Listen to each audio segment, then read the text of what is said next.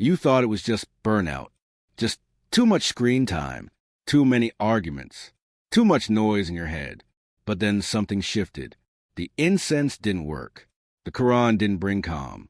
And the heaviness in your chest wouldn't leave. What if it's not stress? What if something was placed in your home and you never even noticed? You try to brush it off. You're just tired, you tell yourself. You work hard, don't sleep enough. Maybe that's all this is. But the feeling doesn't go away. You start to notice strange patterns. The room where you used to feel the most peace now feels like it's watching you. You're praying, but your heart won't connect. You read Quran, but the words don't land. You sleep, but wake up even more exhausted. And there's something else. Dreams that don't feel like dreams. Faces you've never seen whispering your name. A pressure on your chest at night, like something heavy is sitting on you. You don't want to believe it. You want a logical explanation. But deep down, your soul is already screaming what your mind is trying to deny. This isn't normal anymore. Then the fear begins. You're alone in your room, but feel like someone else is there. You sense a presence behind you, silent, watching. The light flickers once, twice, and your heart starts to race for no reason. You try playing ruqyah. The audio starts and your head pounds. Your chest tightens. Your body fights to turn it off. You've never reacted to Quran like this before. And that's when it finally clicks. This isn't stress. This isn't anxiety. This isn't just some emotional slump. This is spiritual. You remember what your grandmother once said, that not all harm comes from people, that some people send darkness with their envy, their hatred, or worse, through seer, black magic, hidden hands pulling invisible strings. You never believed in that stuff. You thought it was just cultural superstition. Until now, until it came for you, it doesn't make sense. You didn't harm anyone. You've never done anything to deserve this. So why you? But that's the thing about spiritual harm. It doesn't wait for a reason. Sometimes the pain begins the moment you start healing. Sometimes the darkness comes because your light was too loud. You replay the past months in your head. That season when you felt closer to Allah than ever before. When your prayers had tears. Your Quran recitation brought chills. When you were finally walking away from the haram that once enslaved you. And then everything flipped. Suddenly, you couldn't pray. You couldn't cry. You couldn't feel anything. It wasn't depression. It was like someone had locked your soul in a box and threw away the key. You'd sit with people but feel completely disconnected. You'd smile in public, then cry for no reason behind closed doors. You'd go days without speaking to anyone, not because you wanted to be alone, but because you were exhausted from pretending you were okay. And worst of all, you started doubting Allah, not because you stopped believing, but because you couldn't feel His presence anymore. And that broke you. You remember lying in bed one night, staring at the ceiling, asking quietly, "Ya Allah, where are you? I miss you." But even that dua felt empty, like something was standing between you and your Lord. A wall, a veil, something unnatural. That's when the whispers grew louder. You're doomed. You're cursed. You'll never be the same again. You knew it wasn't you thinking that. You could feel it, like something foreign had taken up space inside your mind, feeding your fears, twisting your thoughts. You thought maybe you were going crazy, but in reality, you were under attack. One night, you jolted awake. No nightmare, no sound, but your chest was tight. Your heartbeat felt like thunder in an empty room. You weren't alone. You knew it. You looked around. Nothing there, but your soul was screaming. Something wasn't right. And then the dreams began. Faces you'd never seen. Voices calling your name. Things chasing you. People you love suddenly appearing twisted, shadowed, distant. You started waking up more tired than when you slept, like your body rested. But your soul had been running. All night, that's when the fear crept in. You used to feel safe in the dark. Now, nightfall feels like a warning. You flinch at things that aren't there. You hear whispers when the room is silent. Your own reflection feels unfamiliar. You try to explain it to people, but they laugh. Or worse, they say, It's just stress. You're overthinking. Pray more, you'll be fine. As if you haven't been trying. They don't understand. You're not just tired. You're spiritually wounded. And the pain isn't random. It's targeted. Because you were getting closer to Allah. Because you were becoming the version of yourself that scares Shaitan. Because you were healing. And Shaitan doesn't like healing. Evil doesn't attack where there's nothing to lose. It strikes the hearts that were finally starting to feel whole. That's when the thought hits you like lightning. What if this isn't just in my head? What if this is seer? What if someone in their jealousy, in their hatred, actually tried to break me? And the most terrifying part? Your soul says yes. It knows. You used to forget things here and there. A name, a deadline, something small. But now it's different. You walk into a room and suddenly forget why. You hold the Quran, but your mind goes blank. You try to pray, but can't focus for more than a few seconds. It's not distraction. It's like something is blocking you, like there's a wall between your soul and your worship. Then came the isolation. People you loved started turning cold. They stopped calling, stopped replying, or worse, they started acting like you were the problem. You ask yourself, what did I do wrong?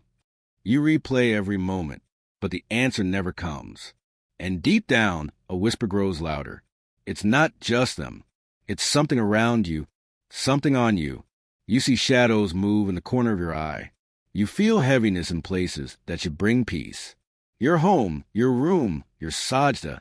You start having thoughts that don't feel like your own. Dark, cruel, hopeless. You cry randomly. You laugh at nothing. You feel like you're slowly losing yourself. And still, people say it's all in your head. But how can it be when every time you try to recite Ayat al-Kursi, your tongue stutters? When every time you play ruqyah, you feel like something inside you wants to run away? When the pain in your body flares up only when the Quran is playing? How can this be coincidence? How can it be normal that you feel nauseous every time you walk into a masjid, that your chest gets tight? Whenever you try to speak to Allah, these aren't ordinary signs. This isn't just anxiety or burnout. This is spiritual warfare. This is a soul under siege. And the one thing that evil fears most is when you finally recognize it. Because once you know what's attacking you, you can finally start fighting back. There are two types of pain. The kind that comes from this world, and the kind that comes from something else. Something unseen, something sent. And when it's seer, black magic, the pain behaves differently. It doesn't follow logic. It doesn't follow time. One moment you're okay.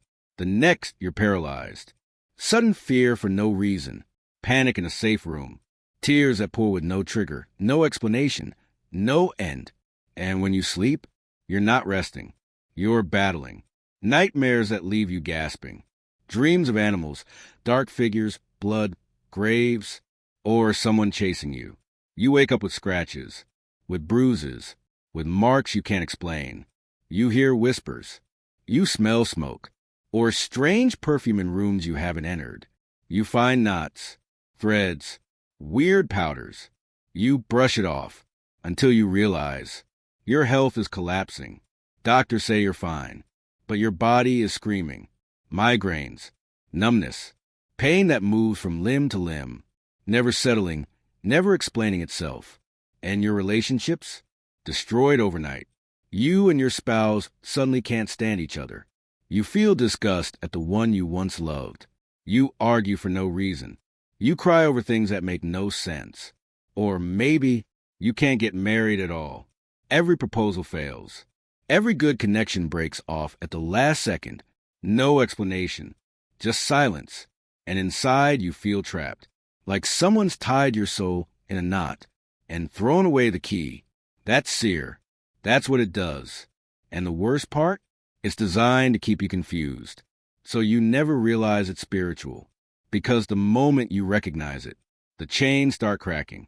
Because the Quran burns what's hidden. Seer isn't just cast. Sometimes it's invited without you realizing it. Sometimes a person opens a door out of curiosity, out of pain, out of heartbreak. They search for control, a shortcut, a solution. They go to someone with powers, someone who reads signs, or cards, or calls upon the jinn. They think, maybe this can fix my marriage. Maybe they can help me find love. Maybe this will make them come back to me. But in exchange, they open the door wide to the darkest part of the unseen. And once the jinn enter, they don't leave easily, even if you regret it, even if you beg for forgiveness. Because seer binds more than just a target. It stains the hands that summon it. There are different types of seer, each with a target, each with a wound. There's seer of separation, the kind that breaks marriages, destroys love, and makes hearts repel each other. There's seer of mental confusion, where your thoughts are not your own, where you forget names, places, faces, where you can't make a single decision without being overwhelmed by fear or fog. There's seer of sleep. That brings insomnia, paralysis, suffocating dreams, or no dreams at all. There's seer disease, making your body weak, but no doctor finds a cure. And then there's seer blockage, where nothing moves forward, no matter how much you try, how much you plan, how much you pray, everything falls apart. It's like being trapped in a loop, but invisible hands keep pulling you back. Every time you try to leave, and the person who sent it, they often look like someone you know, someone close, someone who smiles, maybe out of jealousy, maybe out of revenge, maybe because they couldn't stand to see your light shine. And they go to someone who works with devils. That person writes your name, your mother's name, your hair, your photo. They tie knots, bury things, blow on threads, call on darkness. And just like that, a chain forms, not of metal, but of unseen fire. And unless you break it, with Quran, Dua, Tawbah, and Sabr, it tightens. Seer doesn't just affect your life. It bleeds into your emotions, your body, your dreams. Sometimes the signs are so subtle, you convince yourself you're imagining it, but you're not. Here's what you need to understand. When seer enters your life, the natural becomes unnatural. You feel tired, but sleep doesn't help. You feel anxious, but there's no reason. You feel distant from loved ones, suddenly irritated, angry, or cold, even if you were close before. You feel like crying without knowing why, or you just feel nothing, emotionally numb, disconnected from your heart, disconnected from your own self, like someone else is pulling your strings, and you're just watching. But the dreams, they're often the loudest signal. You see snakes, dogs, lizards, cats, black, aggressive, clawing, people chasing you, strange voices whispering names, or shadows you can't identify. You wake up sweating. Or worse, you feel frozen in bed, unable to move, unable to breathe, like something's pressing on your chest. That's not just stress. That's your soul signaling distress. Then there are the blocks. Suddenly, your wrist dries up. Work falls through. Everything you try fails. Relationships end without warning. Opportunities vanish right before they arrive. You think it's just bad luck. You think maybe you're not good enough. But deep inside, you wonder, why does it all fall apart right when it starts to go right? It's not always seer.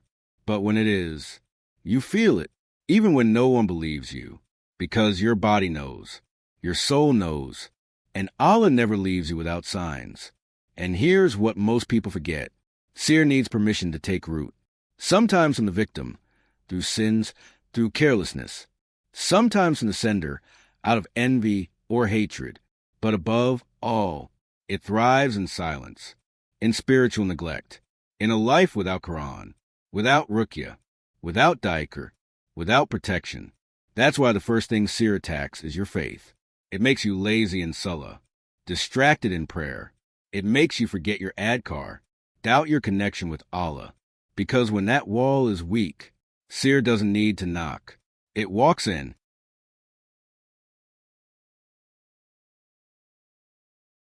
It doesn't start with a dramatic moment. It starts with a whisper in your heart, a sudden urge to open the Quran, a random reminder on your feed, a video you didn't plan to watch. or a tear, that falls without explanation. During a dua you haven't made in months. This is how healing begins. Quietly, gently, with a moment of clarity. In the middle of your confusion. Because Allah never leaves his servant drowning. Even when you're lost. Even when you've been trapped by seer. Or hurt by people. Or distant from him for so long. The very fact that your heart is stirring again is a sign he is calling you back. And that's when it happens. Your chest begins to feel lighter, not fully healed, but like the weight is shifting. You hear a verse in Quran, and it hits differently. You finally make wudu at far, and it feels like water washing pain off your soul. You listen to ruqyah, and your body reacts. Tears, goosebumps, even discomfort. But that reaction is not a sign of defeat. It's a sign that something inside you is being fought. It's the beginning of the battle. Because ruqyah is not magic. It's not instant. It's not a movie moment. It's daily. It's disciplined. It's a commitment to yourself and your healing.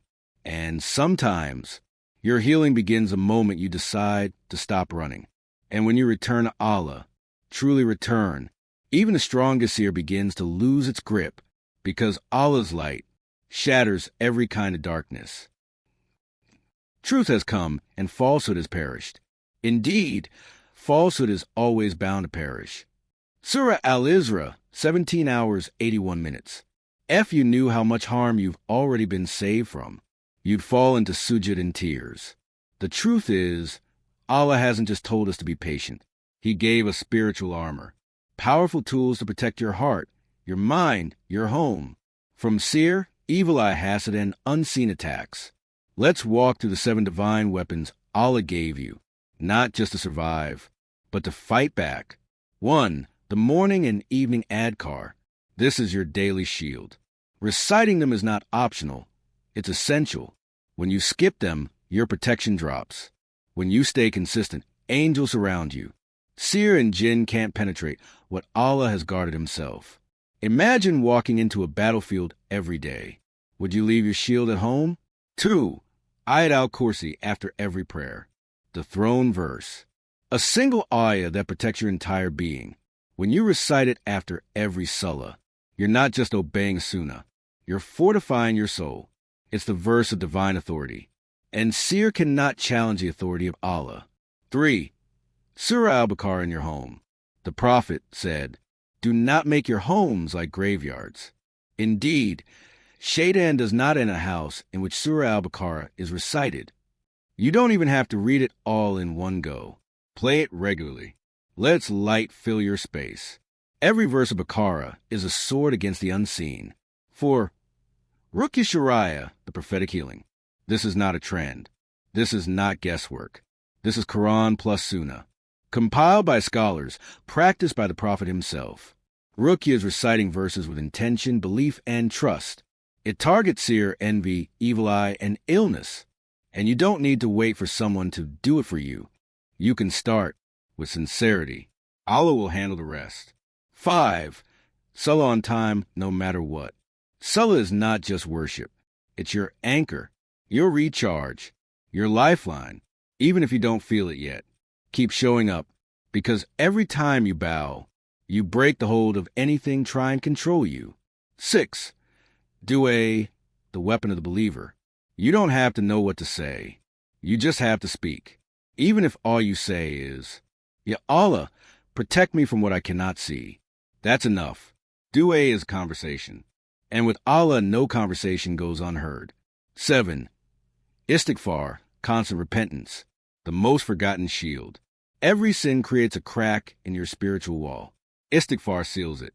It repairs you, softens your heart, and pushes away punishment before it reaches you. The Prophet did it 70 to 100 times a day. What about us? These 7 protections aren't rituals. They're acts of love, acts of war, acts of survival. And when you use them sincerely, you walk through darkness surrounded by divine light. You've tried everything. You're reciting your adkar. You're doing ruqyah. You're praying on time. You're staying away from sin. But it still hurts. You still feel off. The heaviness hasn't left. And now a new fear creeps in. Am I broken beyond repair? No, you are not broken. You are in the middle of healing. And sometimes, healing gets heavier before it gets lighter. When you clean a wound, it stings. When you fight darkness, it fights back. When you begin to protect your soul, the forces that once fed off your neglect start to suffocate, and they will try to claw their way back. That's why, at first, things can feel worse. But it's not a sign that Allah has abandoned you. It's a sign that He's waking you up. The Prophet said, "When Allah loves a servant, He tests them, not to destroy them, but to refine them, to clean them, to bring them closer." And one of the most painful parts of healing is when the fog doesn't lift, even after you've done everything right. But remember this, faith is not measured by how easy it feels. It's measured by how you continue, even when it doesn't. Your pain is not proof that Allah's not listening. It might be proof that He is, because only the loved ones of Allah are put through this kind of internal war, where you're pulled from your old life and trained for something deeper, cleaner, more powerful. You're not cursed. You're being purified. If you're still suffering despite doing your best, then your job now is patience and trust. Hold the line. Keep your spiritual weapons raised. The light is coming. Sometimes Allah doesn't remove the storm immediately because He's building your wings to fly through it. That's one of the most painful questions, because both can feel the same on the surface. You can't sleep. You're overthinking all the time. You feel heavy, unmotivated, distant from everything. You cry randomly. You feel exhausted, even after resting. You have no joy in things you once loved. So you ask yourself, is this just mental illness? Am I being weak? Or is this something deeper? Here's a truth that most people won't say clearly. Backhand index pointing right spiritual afflictions like seer, ayn, or jinn possession often mirror mental health issues. But one is rooted in the soul. The other is rooted in the mind. And while they can exist together, there are some signs that may hint you're dealing with more than just stress or sadness. Number 1, sudden life collapse with no clear cause. You were fine. Then overnight, everything began falling apart. Your relationships broke. Your health declined. Your work or study suffered, all at once. And no matter how much you try to fix it, it keeps spiraling. That's often the first red flag. Number 2, your du'as and prayers feel blocked. You try to cry, but nothing comes out. You beg Allah for help, but feel disconnected. There's a weird fog when you pray, like something sitting on your chest. That's not always a sign of spiritual attack, but when combined with other symptoms, it might be. Number 3, you feel watched or disturbed at night. You wake up between 2 to 4 a.m. with a racing heart. You have terrifying dreams. You feel something moving in your room. You see shadows or feel pressure on your body while asleep. If these experiences repeat often and medical causes are ruled out, this might be spiritual interference. Number 4, you feel disconnected from your loved ones without reason, especially if you're married or engaged. You suddenly feel disgust, anger, or coldness towards someone you once loved deeply, or they suddenly turn against you without any explanation. That's a classic seer separation. It's not always emotional burnout. Sometimes it's engineered. Number 5, your body reacts during ruqyah or Quran. You feel burning, shaking, nausea, yawning, pressure in the head or stomach. Or you cry uncontrollably when certain surahs are recited, especially Surah Al-Baqarah, Al-Mulk, Al-Falaq, and An-Nas. This is one of the clearest signs, because when the soul hears something that burns the unseen enemy, the body responds. But here's the key. Don't self-diagnose out of fear. And don't deny spiritual realities just because they sound extreme. Instead, balance, reflect, investigate. Use both ruqyah and mental health tools. Don't choose one over the other. Choose both, because healing is not just physical. It's emotional. It's spiritual. It's all connected. You're not alone, and you're not weak for feeling this way. There are thousands of people quietly suffering, afraid to speak, afraid of being labeled crazy, afraid of being told, it's just in your head. Go pray more. But you've already been praying. You've already been crying. And deep down, you know this pain isn't ordinary.